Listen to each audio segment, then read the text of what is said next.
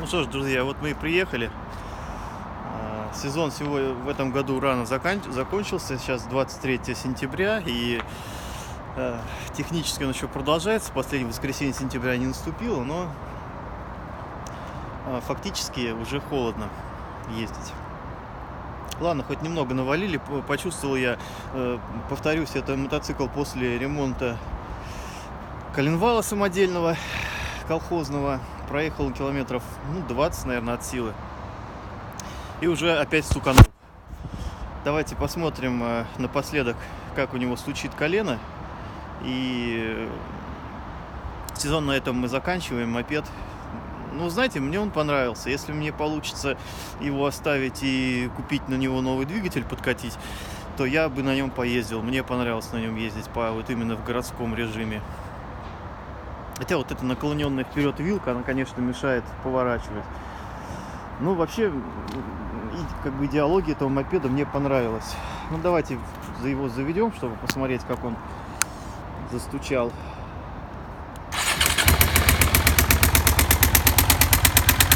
Вот это самое что ни на есть стук коленвала Suzuki SV400.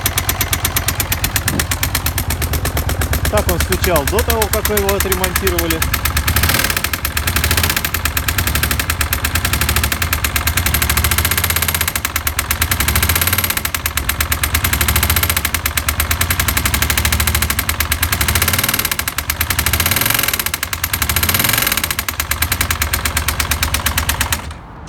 И также он стучит сейчас.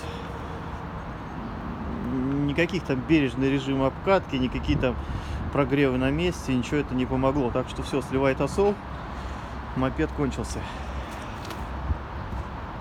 Ладно, в общем, всем удачи. Удачно закончить сезон, кто не закончил. И будем надеяться, что мопеды вас будут радовать, как и меня. Но, конечно, не с этим мотором.